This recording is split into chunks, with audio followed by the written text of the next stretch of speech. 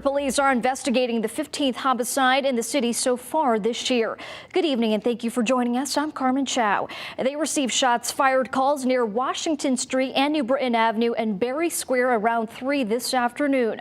Fox 61's Tony Black is live tonight outside of the Hartford Police Department with more on the investigation and what one activist says can be done to prevent more homicides as summer approaches. Tony?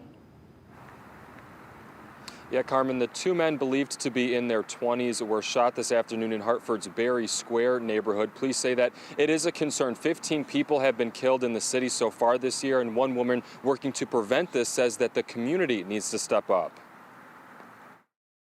There's always something hidden in Berry Square that, perhaps I don't see. A man has died and another is in critical condition after a shooting in Hartford's Berry Square neighborhood Sunday afternoon.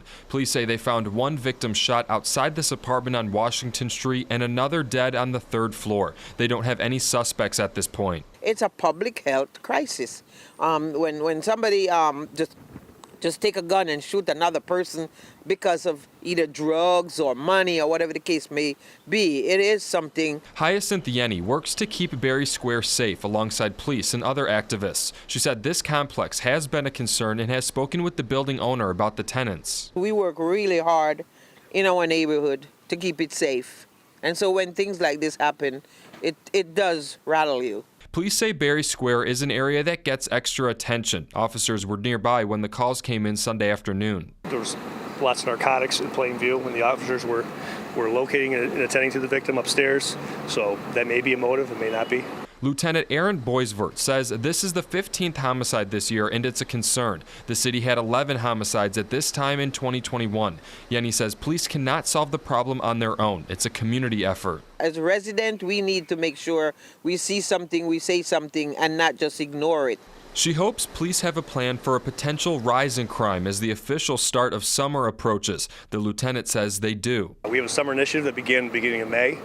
That places multiple officers from multiple divisions on the street, well out through the evening, early morning of the hours, 7 days a week. It's just been a tough year. Yenny says the message needs to be spread that crime is not welcome in Berry Square or anywhere else. It saddens me to see this is where we are at this point.